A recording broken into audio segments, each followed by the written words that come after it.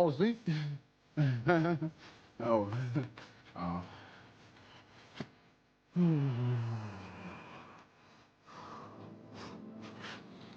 How's it going? Good. Been busy? How did you decide to become a professional bodybuilder? After I graduated from the academy and they cut you loose on the streets, one of the guys saw me on one of the calls, like, man, you a pretty big guy, where you work out at? I told him, man, I work out at the station where it's free. He said, you ought to come over to Metroflex, the gym I work at. I'm like, okay. So I go with Metroflex and Brian is there. Well, my name is Brian Dobson. I'm the owner and operator of Metroflex Gym. We're here in Arlington, Texas. Brian is the guy that got me into bodybuilding. A friend of mine brought me to this gym.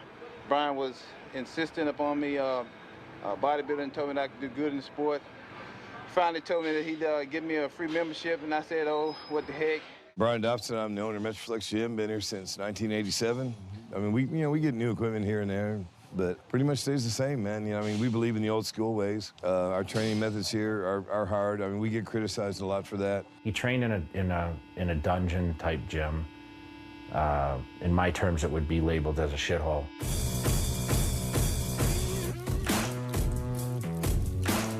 Rusty weights and very dusty and whatever. But that's where he trained because he loved to train. Yeah, so that place is a trip. I mean, I was from California. We got the ocean breeze coming in through Golden Venice, and I wasn't accustomed to all the heat, you know, 100-some degrees in the gym. I don't know how they do it, but they do it. It's hot as hell in there.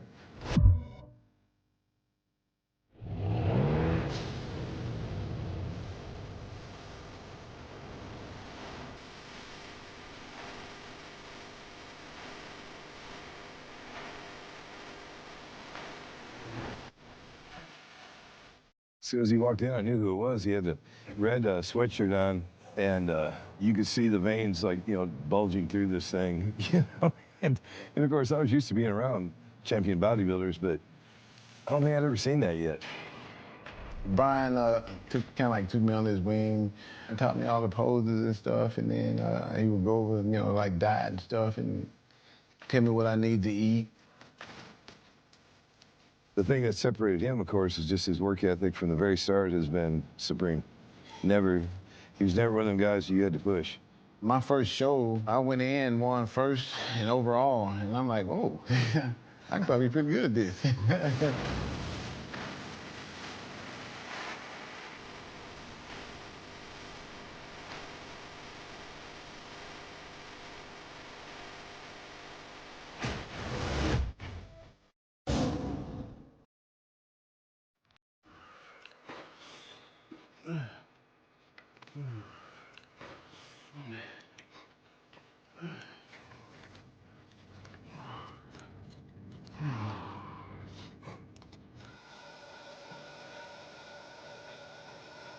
When I was in high school, the gym I worked out was like Metroflex.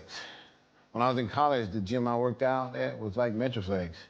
So I got accustomed to working out at a gym that had no AC, there was dirt on the floor, there was no carpet. And I kind of like fell in love with that type of gym.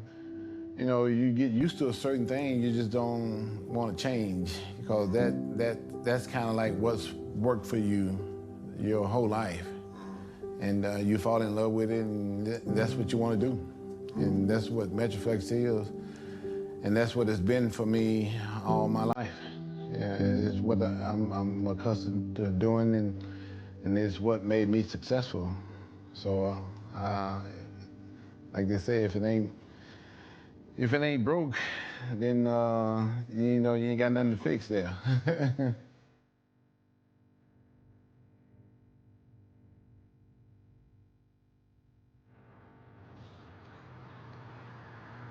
I knew he could be Mr. Olympia one day. There's no man who trains harder anywhere. I truly believe that if Ronnie put his mind to it, he could set the all-time record in powerlifting, and not only be the greatest bodybuilder of all time, but the greatest powerlifter of all time also.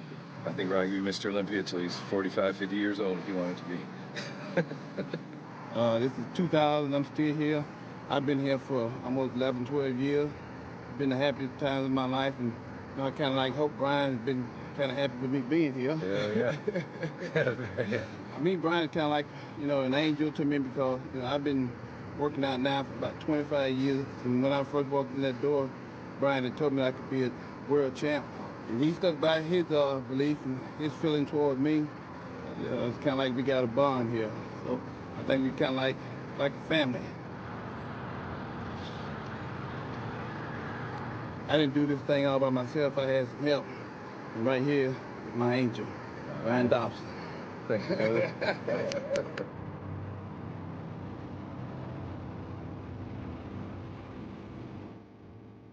One of the stories that stands out to me goes all the way back to 1992, Helsinki, Finland. I believe that was Ronnie Coleman's first Mr. Olympia. He and I were one of the last at the baggage claim, and I thought, what's he doing here? Like, who's he here with? I didn't know that he was actually there to compete in the competition. And lo and behold, by the time the show was going on, he was backstage warming up. And he obviously was a work in progress. I believe he got dead last in that competition. When it comes to Ronnie Coleman, he was so far back in the pack in my economy of a great bodybuilder. You gotta remember, I came up behind Lee Haney and behind Dorian Yates and with Flex and with Kevin and with Nasser, and those were the guys that made the fabric of the Mr. Olympia. So every time I looked at someone to measure where I stood, it was never at Ronnie Coleman. Ronnie, on a competitive level, he's just never thought about him going into competitions. You know, he was nowhere close. If I was in the first call out, he was probably like in the third or fourth, if that. He was placing, you know, in the back of the pack a lot of the times. I didn't even get a call out, you know. I didn't think I could be like with the top guys anyway. So I didn't even qualify for the Olympia in '93. So I went to the Olympia in '94 and placed 15, 16, somewhere in there. But at least they called me out and compared me to the other guys. So 1995 rolls around, and I went to the Olympia that year, and I think I placed like 11th, somewhere in there, 12th, somewhere in there. So, you know, I'm moving up in place, and I'm doing a little bit better, you know. In '96, I did pretty good in the Olympia. I ended up in like 7th place that year. So things are getting better and better every year. '97 rolls around, and that year at the Olympia, I got 9th, you know. I started noticing, you know, this is the first year and the second year, same thing. Third year, same thing. So Ronnie would be on the road with Vicky Gates and just carrying his food. We're talking about you got to go from Spain to compete in Italy, and, you know, so he's got this whole thing mapped out. He's taking trains, you know, we're flying and stuff. And I'm like, dude, why do you keep doing this? I felt like saying, why are you wasting your time? I was like, man, what are you doing? I mean, if I wouldn't even do this if I'm not winning. That's my approach, because I'm out there to win. And Ronnie looked at me and he says, because I love doing it. And man, I love bodybuilding. He said, man, I love bodybuilding. You know, when he said it like that, I was like, damn, yeah, you must really love it, you know? Well, I can remember like it was yesterday. They finally let me in the Arnold Classic. The show before the Arnold was the Ironman, and I ended up in like 3rd place, I think. But the guy who won the show was Lee Priest. I'm like, man, how did he beat me? You know, Lee about this tall. I'm like, I don't know if this is a sport for me. So I'm at the Arnold Classic, and I remember going after the prejudge. I went back to my room. My girlfriend at the time was Vicky, a girl named Vicky Gates. She was competing in the show too. I'm like, Vicky, I think I'm done with this bodybuilding stuff.